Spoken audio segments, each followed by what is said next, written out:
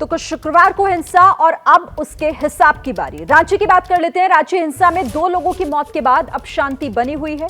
रांची हिंसा के मामले में आपको ये जानकारी दे दें कि अब तक 25 एफआईआर हो चुकी है। कुल मिलाकर अब तक 42 लोग नामजद हैं, जबकि सैकड़ों अज्ञात लोगों के खिलाफ एफआईआर है। सिर्फ 6 थाना क्षेत्रों में धारा 144 लागू है। रांची हिंसा का सहारनपुर कनेक्शन भी सामने आ रहा है। इस सवाल का जवाब ढूंढा जा रहा है कि क्या हिंसा के पीछे कोई सोची समझी साजिश थी। जिस तरह से अभी शुरुआती तौर पर चीजें निकलकर सामने आ रही हैं, वो कम से कम इसी तरफ इशारा कर रही है।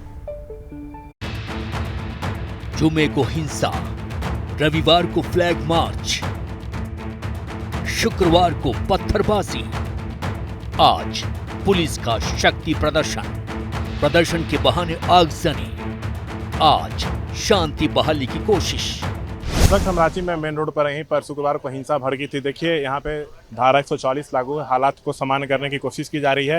रैपिड एक्शन फोर्स और रांची पुलिस के द्वारा जो है मार्च निकाला जा रहा है, गश्ती दी जा रही है। शांति लौटने के बाद इंटरनेट पर लगा प्रतिबंध हटा दिया गया।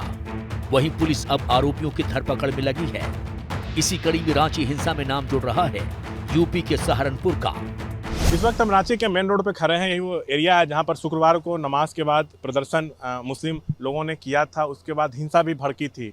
इसमें एक बड़ी बात निकल कर यह सामने आ रही है कि ये जो पूरा घटना है इसका यूपी कनेक्शन सामने आ रहा है। जो जानकारी मिल रही है उसके अनुसार सहारनपुर से करीब 1 दर्जन लोग एक हफ्ता पहले रांची आए थे, अलग अलग जगह पर रह रहे थे और मुस्लिम युवाओं को हिंसा करने के लिए, प्रदर्शन करने के लिए उकसा रहे थे। धर्म के आधार पर उनका ब्रेन वॉश करने की कोशिश कर रहे थे। उनकी बात में कहीं ना कहीं यहाँ के मुस्लिम युवा आए हैं। वहीं पुलिस जांच में लगी है। सहारनपुर एंगल से भी पुलिस ने इनकार नहीं किया है।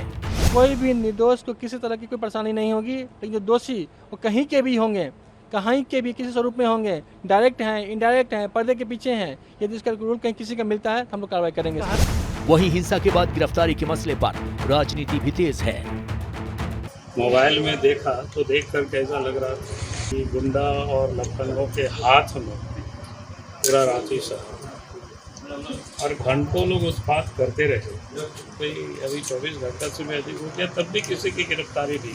शासन की ओर से काम किया जा रहा है। जो दोषी होगा निश्चित रूप पर उस पर कार्रवाई।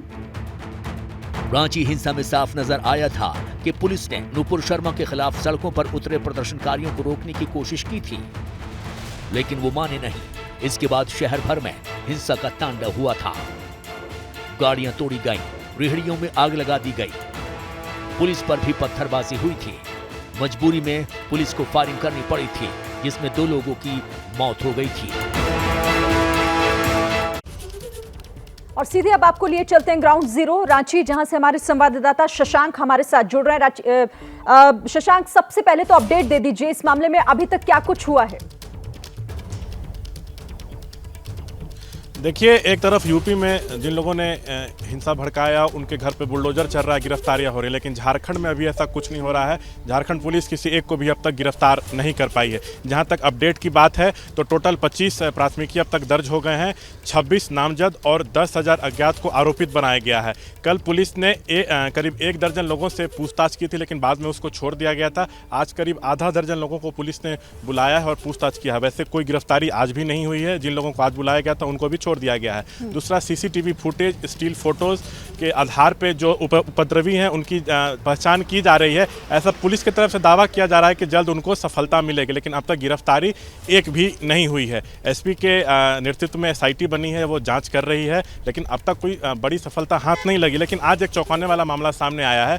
जो शुक्रवार को यहाँ हिंसा भड़की थी उसमें ये सामने आया है कि 4 जून को करीब 1 दर्जन लोग सहारनपुर से यहाँ आए थे और जो युवा मुस्लिम हैं उनको हिंसा के लिए भड़का रहे थे और उनको उनके दिमाग में गलत आइडियाज़ दे रहे थे। उनके बाद में यहाँ के लोकल मुस्लिम्स आए भी हैं और प्रदर्शन भी किया। उसका उदाहरण है शुक्रवार को जब जमकर यहाँ पे तोड़फोड़ हुई और फायरिंग हुई थी, उसमें ज़्यादातर युवा थे।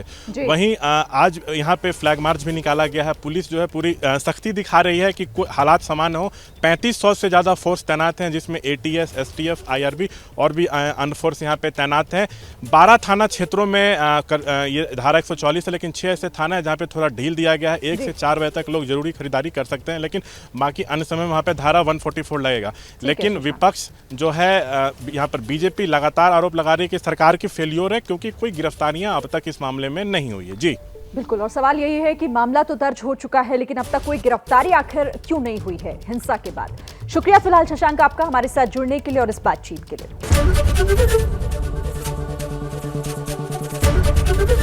एबीपी न्यूज आपको रखे आगे।